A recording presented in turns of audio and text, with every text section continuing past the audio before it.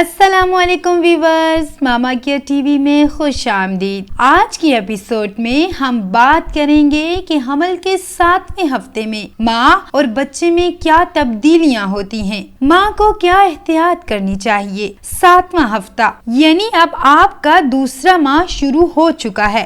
اس ہفتے آپ کے بچے کا سائز 0.6 to 0.7 سینٹی میٹر تک ہوگا۔ بچہ ابھی بھی بہت چھوٹا سا ہوگا۔ بچہ راسبیری کی طرح نظر آئے گا۔ 7ویں ہفتے میں بچے کی آئی لڈ بننا شروع ہو جاتی ہیں۔ بچے کے جسم پر ہیئر فالیکلز بننا شروع ہو جاتے ہیں۔ بچے کی ٹانگیں بھی بننا سٹارٹ ہو جاتی ہیں۔ بچے کے ہاتھوں اور پیروں کی فنگرز ڈیولپ ہونا سٹارٹ ہو جاتی ہیں۔ بچے کے پاؤں کی فنگرز کے ساتھ نیلز بھی بننا سٹارٹ ہو جاتے ہیں۔ اس سٹیج پر بچے کا دل اور زیادہ اچھے سے کام کرنا شروع ہو جاتا ہے۔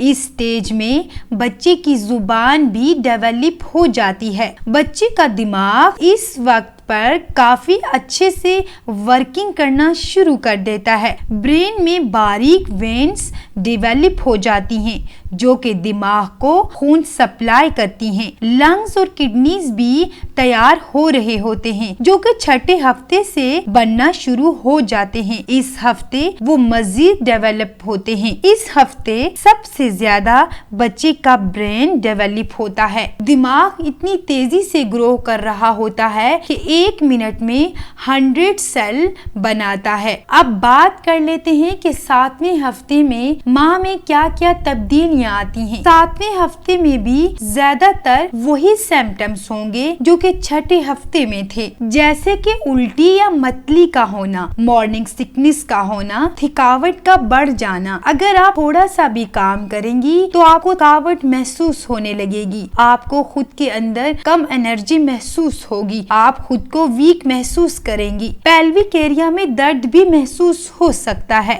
پیشاب بار بار آ سکتا ہے کیونکہ ڈے بائی ڈے آپ کا بچہ اب بڑا ہو رہا ہے، جس کی وجہ سے مثانے پر زور بڑھتا ہے اور آپ کو پیشاب کی حاجت بار بار ہوتی ہے۔ کچھ خواتین کو بلیڈنگ یا سپوٹنگ بھی ہو سکتی ہے۔ اسمیل کا آنا یعنی کچھ چیزوں سے آپ کو کافی اسمیل آ سکتی ہے۔ موڈ کا چینج ہونا یعنی کبھی چڑچڑا پن کا محسوس ہونا، کبھی آپ کا موڈ اچھا بھی ہو سکتا ہے۔ 7ویں ہفتے میں آپ کو اپنی بریسٹ میں کافی چینج محسوس ہوتا ہے۔ بریسٹ کا سائز بڑھ جاتا ہے۔ اب آپ کو بریسٹ میں کھچاؤ بھی محسوس ہونے لگتا ہے۔ نپل کا سائز بھی بڑھتا ہے اور نپل کا ایریا بلیک ہونا شروع ہو جاتا ہے۔ اس کے آس پاس آپ کو چھوٹے چھوٹے پمپلز نظر آنے لگیں گے۔ یہ سب اس لیے ہوتا ہے کیونکہ بچے کا دودھ تیار ہو رہا ہوتا ہے۔ اس ہفتے آپ کو نیند کا مسئلہ بھی ہو سکتا ہے، یعنی پوری طرح نیند کا نہ آنا۔ اس ہفتے آپ کو کانسٹیپیشن کا مسئلہ بھی ہو سکتا ہے۔ 7ویں ہفتے میں آپ کو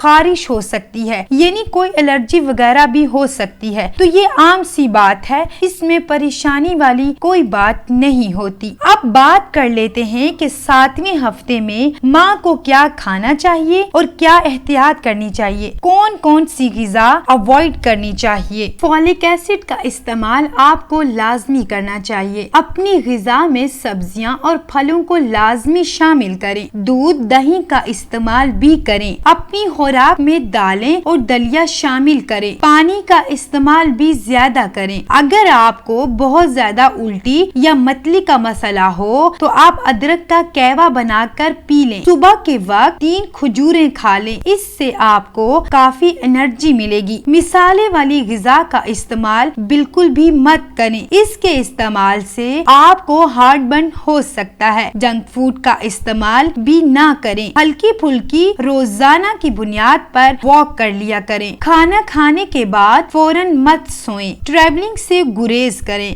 زیادہ بھاری اشیاء مت اٹھائیں۔ اپنے بلڈ پریشر اور شوگر کو شروع سے ہی کنٹرول میں رکھیں۔ ڈاکٹر کے پاس لازمی وزٹ کریں۔ اگر ابھی تک بھی آپ ڈاکٹر کے پاس نہیں گئی تو لازمی اس ہفتے آپ ڈاکٹر کے پاس جائیں اور اپنا الٹرا ساؤنڈ کروائیں۔ ٹینشن سے خود کو دور رکھیں۔ 7ویں ہفتے میں آپ کی بیلی کا سائز نارمل ہی ہوتا ہے، یعنی آپ کو دیکھ کر کسی کو نہیں لگ سکتا کہ آپ حاملہ ہیں۔ پپایا اور اناناس مت کھائیں۔ شروع کے 3 مہینوں میں پپایا اور اناناس سے دور ہی رہیں۔ اس کے کھانے سے اللہ نہ کرے آپ کا مس کیریج بھی ہو سکتا ہے۔ آج کی ایپیسوڈ میں ہم نے آپ کو 7ویں ہفتے کے متعلق تمام تر انفارمیشن دی ہے کہ 7ویں ہفتے میں بچے میں کیا کیا ڈیولپمنٹ ہوتی ہے، ماں میں کیا کیا چینجز آتی ہیں اور ماں کو کیا کھانا چاہیے، ماں کو کیا احتیاط کرنی چاہیے۔ اس سب کے بارے میں ہم نے آپ کو تفصیلی معلومات دی ہے۔ امید ہے آپ کو اس سے کافی فائدہ ملے گا۔ پلیز ہمارے چینل کو سبسکرائب کر دیں اور ہماری ویڈیو کو لائک کر دیں۔ Thank you. اللہ حافظ۔